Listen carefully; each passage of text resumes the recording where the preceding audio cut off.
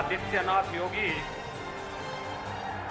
योगी आदित्यनाथ ने शुक्रवार को दोबारा यूपी के मुख्यमंत्री पद की शपथ ली। योगी आदित्यनाथ के साथ 52 मंत्रियों ने शपथ ली, जिनमें 18 कैबिनेट, 14 राज्य मंत्री और 20 राज्य मंत्री स्वतंत्र प्रभार बनाए गए हैं।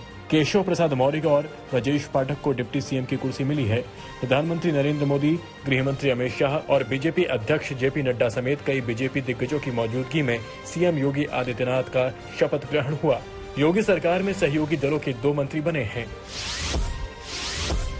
योगी आदित्यनाथ की कैबिनेट में कई पुराने दिग्गजों को जगह नहीं मिली। पहली सरकार में डिप्टी सीएम रहे डॉक्टर दिनेश शर्मा, मोहसिन रजा, आशुतोष टंडन से लेकर बिजली मंत्री श्रीकांत शर्मा को नई कैबिनेट में जगह नहीं मिली है। वहीं कई पुराने नामों को फिर से कैबिनेट में मौका मिला है। इनमें केशव प्रसाद मौर्य, ब्रजेश पाठक, सूर्य प्रताप शाही, सुरेश खन्ना जैसे बड़े नाम शामिल हैं। योगी कैबिनेट में ओबीसी वर्ग के साथ दलित समुदाय को भी रिझाने की पूरी कोशिश की गई है। इसके साथ बीजेपी ने अपने कोर वोट बैंक ब्राह्मण और क्षत्रिय समुदाय के साथ साथ जाट विधायकों को भी मंत्रिमंडल में जगह दी है। सरकार में योगी आदित्यनाथ सहित 21 स्वर्ण समुदाय को जगह मिली है। वहीं 20 ओबीसी जातियों के नेताओं को मंत्री बनाया गया है। इसके अलावा दलित समुदाय के 9 मंत्री बनाए गए हैं। एक मुस्लिम और एक सिख को भी मंत्री बनाया गया है। योगी कैबिनेट में मोहसिन रजा की जगह दानिश आजाद अंसारी को मंत्री बनाया गया है। दानिश आजाद अंसारी ने योगी सरकार में राज्य मंत्री की शपथ ली है। दानिश आजाद छात्र राजनीति से आए हैं और बीजेपी अल्पसंख्यक मोर्चे के प्रदेश महासचिव हैं। पूर्वांचल के बतिया से आने वाले दानिश आजाद मुस्लिम ओबीसी के अंसारी जाति से आते हैं। योगी मंत्रिमंडल में शामिल होने के बाद दानिश आजाद अंसारी ने कहा कि मोहसिन रजा मेरे बड़े भाई जैसे हैं। मुख्यमंत्री योगी आदित्यनाथ की कैबिनेट में इस बार 5 महिलाओं को शामिल किया गया है।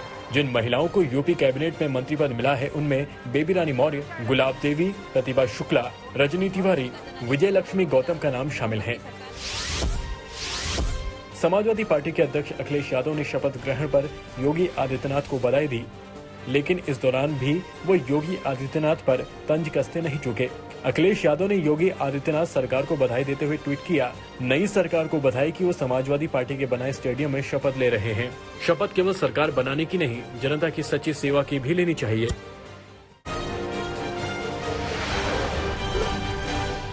पश्चिम बंगाल के बीरभूम में हुई हिंसा और आगजनी केस की अब सीबीआई जांच होगी। कलकत्ता हाईकोर्ट ने इसका आदेश दिया है।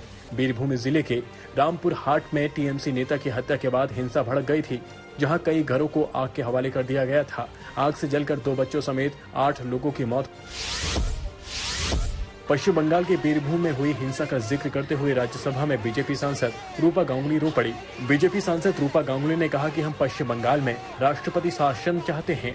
प्रदेश में बड़े पैमाने पर हत्याएं हो रही हैं। लोग लगातार पलायन कर रहे हैं। पश्चिम बंगाल में स्थिति अब रहने लायक नहीं रह गई। दिल्ली के तीनों नगर निगमों को एक करने को लेकर सियासत गरमाई हुई है। आम आदमी पार्टी ने एक बार फिर बीजेपी पर हमला बोला। विधानसभा में डिप्टी सीएम मनीष सिसोदिया ने कहा कि दुनिया के इतिहास में पहली बार ऐसा हुआ कि इतने ताकतवर प्रधानमंत्री के मन में एमसीडी हारने का डर है, जिनकी कई राज्यों में सरकार है। ये बिल कह रहा है कि देश चलाने वाला व्यक्ति एमसीडी चलाएगा। अरविंद केजरीवाल का ये डर अच्छा है। महाराष्ट्र के मुख्यमंत्री उद्धव ठाकरे विपक्षी पार्टी बीजेपी पर जमकर बरसे। उन्होंने मंत्री नवाब मलिक के इस्तीफे की मांग को लेकर बीजेपी पर निशाना साधा।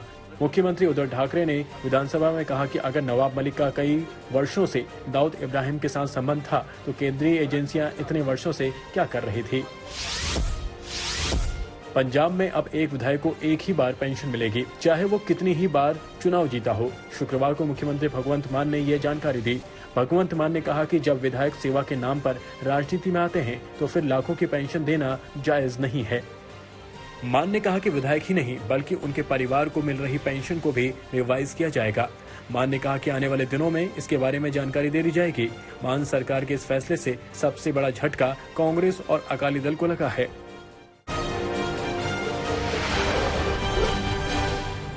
अमेरिका ने उत्तर कोरिया पर लगाए कई कड़े प्रतिबंध। गुरुवार को उत्तर कोरिया द्वारा इंटरकॉन्टिनेंटल बैलिस्टिक मिसाइल छोड़ने के बाद लगाए गए प्रतिबंध। जापान के रक्षा मंत्रालय ने जारी की उत्तर कोरिया द्वारा छोड़ी गई इंटरकॉन्टिनेंटल बैलिस्टिक मिसाइल की तस्वीरें। जापान सरकार ने AF-15 लड़ाकू विमान से शूट की गई धुएं की लकीर दिखाकर कहा, जापान के ऊपर से गुजरी मिसाइल टेस्ट पर भी विरोध जता चुका है जापान। चक्रवाती तूफान के कारण अमेरिकी राज्य साउथ कैरोलिना को हुआ जबरदस्त नुकसान। एक ही दिन के अंदर 2 तूफानों की चपेट में आया साउथ कैरोलिना का शहर पिंकस। 178 किलोमीटर प्रति घंटे की रफ्तार से चली हवाएं। अमेरिका में बड़ी गोलाबारी की घटनाओं के विरोध में अमेरिकी संसद के बाहर लोगों ने किया अजीबोगरीब तरीके से प्रदर्शन। मार्च फॉर आवर लाइफ नाम के संगठन ने पिछले 4 सालों में बड़ी घटनाओं के विरोध में किया प्रदर्शन के दौरान काले कपड़ों से ढके गए पुतले। ऑस्ट्रेलियाई प्रधानमंत्री स्कॉट मॉरिसन के आवास के बाहर बड़ी संख्या में छात्रों ने किया प्रदर्शन। पर्यावरण को हो रहे नुकसान के खिलाफ छात्र कर रहे थे प्रदर्शन। छात्रों ने सरकार से पर्यावरण पर ध्यान देने की मांग की।